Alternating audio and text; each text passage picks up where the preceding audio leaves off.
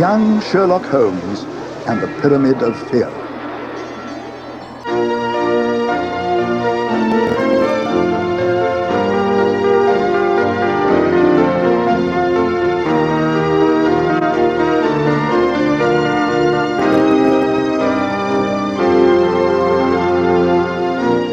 I was 16 when I arrived at my new boarding school in the heart of London at the height of the Victorian era. Nothing could have prepared me for the extraordinary adventure that lay ahead, nor for the extraordinary individual who would change my life. The sound of a violin assailed my ears as I entered the hall where the older boys spent their free time. The playing stopped, and I saw a tall, thin boy of my own age about to throw the violin through the window. Stop! Don't do that! I should have mastered the damn thing by now. I've been playing it for 3 days. But maybe you're right. So, you're the new boy. Tell me about yourself. No, wait. Your name is James Watson. You're from the north of England. Your hobby is writing. Your father is a doctor, and you have a particular fondness for custard tarts. My name's John. Otherwise, you're perfectly right. How do you do it? Pure and simple deduction. Your name tag is marked J. Watson. John would have been my second guess. Your style of shoes I've seen only once before, in the north. That callus on your finger is the trademark of a writer. You carry a book available only to practicing physicians. Since you obviously haven't been to medical school, I knew that it was given to you by someone concerned for your health. Your father, the doctor. Amazing! What about the custard tarts? Simple. Your lapel is stained with custard. And your shape convinced me that you've eaten many of them. I was not amused. What's your name, anyway? Holmes. Sherlock Holmes.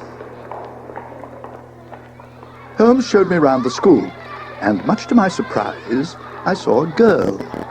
Holmes explained.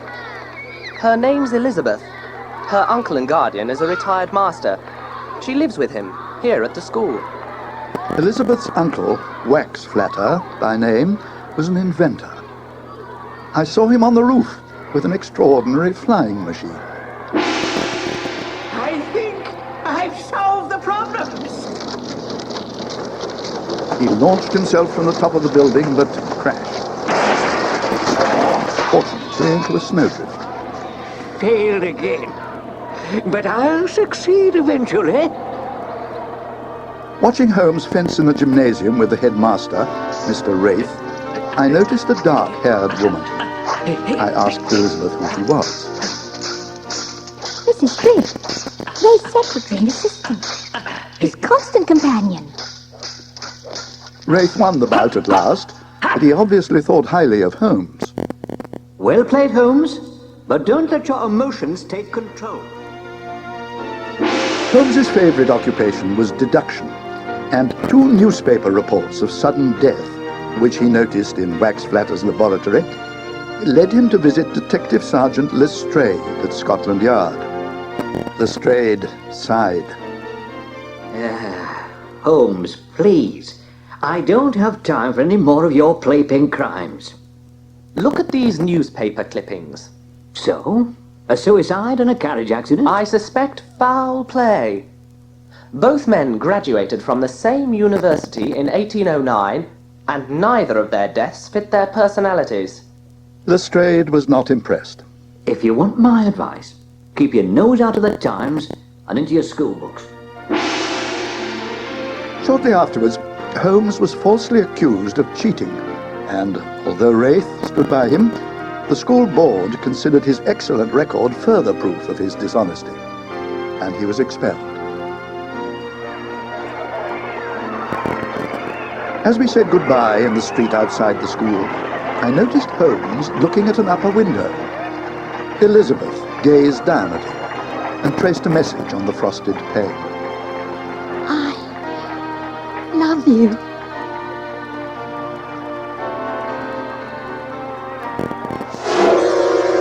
Then we heard a scream.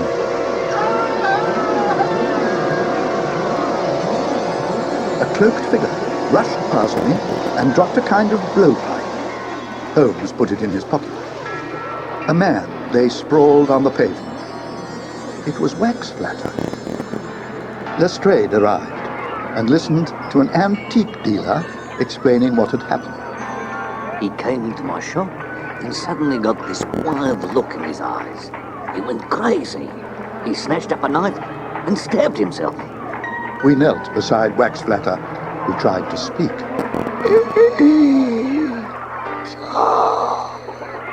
With that, he died. Holmes approached the detective. Lestrade, this concerns what we talked about. Please listen to me. Lestrade ignored him. Get those schoolboys away from here! Elizabeth was allowed to stay on at the school, and on the night of Wax Flatter's funeral, she and I sat miserably in his laboratory. Suddenly, Holmes appeared from the fire escape. I'm convinced that Wax Flatter was murdered, and that his death is connected with the two men that I talked to Lestrade about. I'm going to find out the truth, Watson. I'll live here secretly. You can be my assistant. But we've only 2 clues, Holmes. Wax Flatter's final words, "A tar," and the blowpipe dropped in the street. When we find its owner, Watson, we'll find our murderer. The next day, Holmes and I showed the blowpipe to a curio dealer. There's an Egyptian tavern keeper who'd know about that. We made our way to the tavern, where the Egyptian leered at us. What can I get you to drink, young gentleman? Have you got any cocoa? Don't be foolish, Watson. Now, what can you tell us about this blowpipe? The Egyptian went pale. Rain tap! Get out! Or these words will be the last you'll ever hear!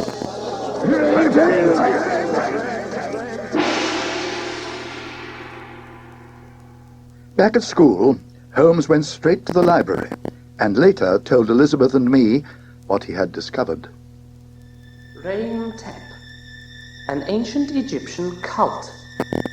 They use a blowpipe to shoot tiny thorns smeared with a drug, which induces hallucinations so realistic they drive the victim insane. We must find that cult. I'm certain whoever dropped this blowpipe was a cult member. If we could only trace him. The jingling sound, which I remembered hearing just as the cloaked figure rushed past me when Wax Flatter stabbed himself, prompted Elizabeth's memory. I heard something like that one night when my dog Uncas chased someone over the wall. He bit off a piece of his cloak. Holmes was alert. Where is that piece of material? We found it after a long search, and Holmes examined it meticulously. It bears traces of paraffin, manufactured exclusively by a firm who have their warehouse in Wapping. Come on, the game's afoot.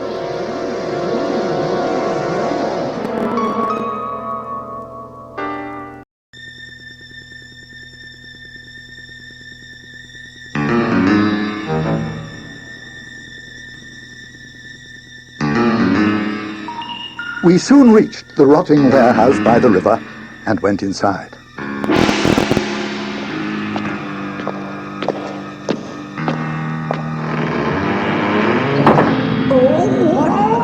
Suddenly the floor gave way, and we slid down, down, down to the foot of an enormous wooden pyramid. Holmes discovered an entrance into it, and we crept through.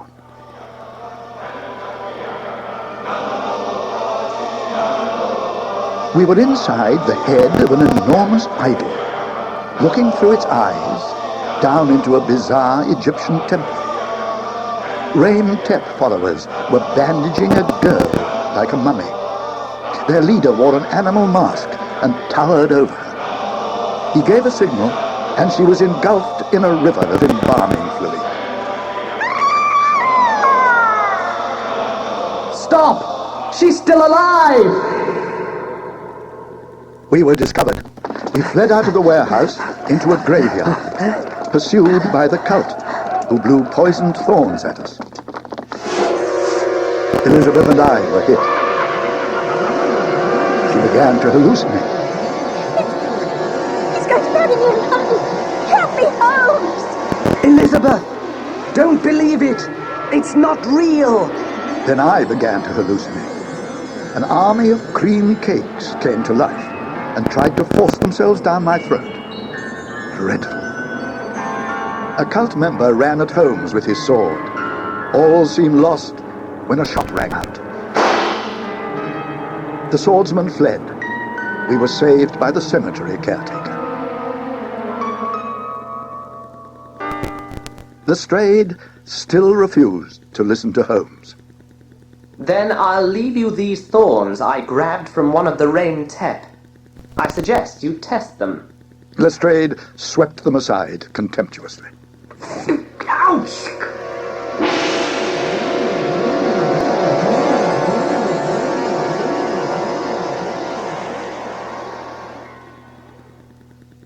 Back in Wax Flatter's laboratory, I found a painting of him with a group of men, which impressed Holmes.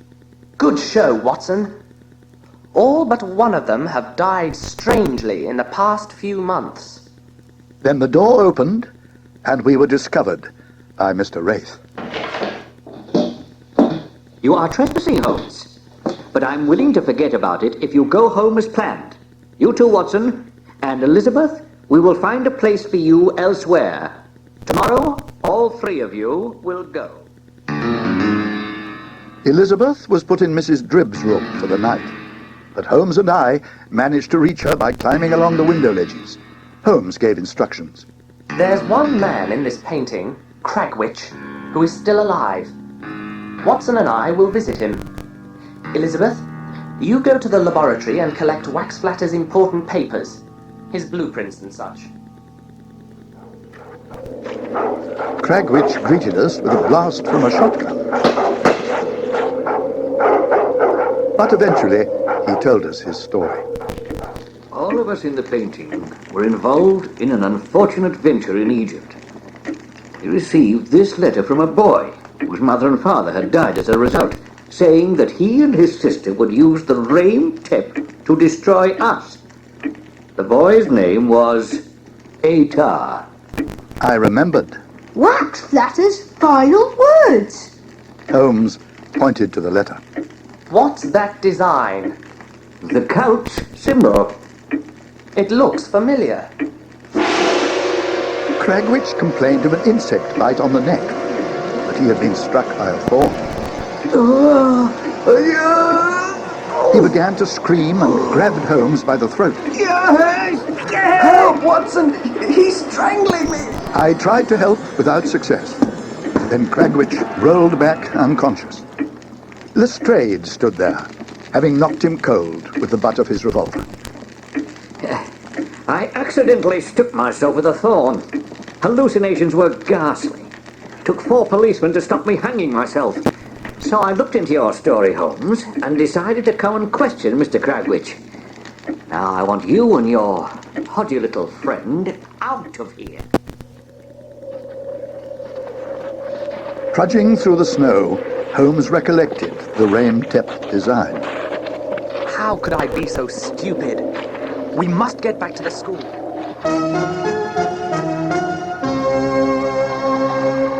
As we reached the school, we saw a carriage drawn by galloping horses bearing Wraith and Mrs. Dribb, with a hypnotized Elizabeth between them. Mrs. Dribb's hair looked like that of a member of the Rain Tep. I didn't understand. Holmes explained. Wraith is Atar. The design on that letter was the same as his ring. He is the leader of Rain Tep, and Mrs. Dribb is his sister and a cloaked assassin. The carriage was soon out of sight, but Holmes led me onto the school roof, where was hidden the latest version of Wax Flatter's flying machine. Holmes boarded it, and full of trepidation, I joined him. Pedaling hard, Holmes launched the machine over the streets of London. It works!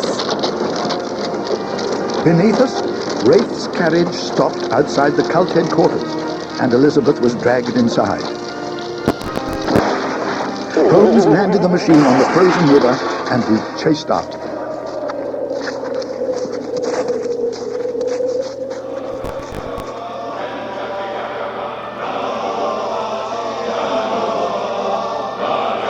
Wearing the robes of a cult leader, Wraith was about to sacrifice Elizabeth, who was being bandaged, just as the other poor girl had been. What can we do, Holmes? Quiet, Watson. I must think. I have it. The geometry of this pyramid is such that if I dislodge one beam, the whole thing will collapse. He set a large chandelier swinging.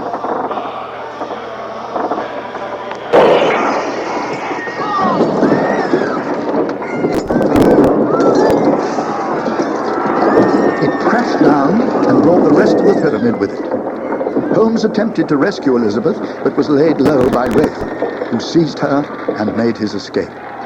The warehouse began to blaze, and the cult members were crushed or burned. From my vantage point in the head of the idol, I could see Holmes lying unconscious on the chandelier, and through a window, Wraith about to take Elizabeth off in his carriage.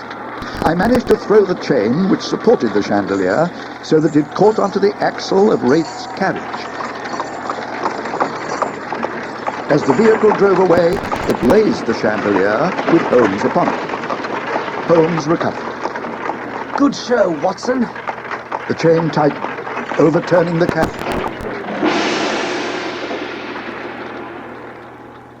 Wraith ran off on foot with Holmes and me in pursuit. We caught up with Elizabeth as Wraith turned and fired at Holmes. Elizabeth was in the way. She fell, badly wounded. Holmes chased Wraith onto the ice, and they began a desperate sword fight.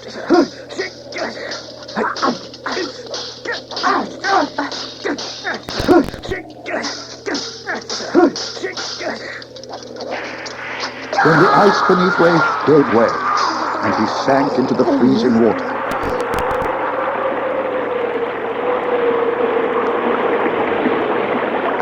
Holmes sped back to where Elizabeth lay across my lap. She smiled at him.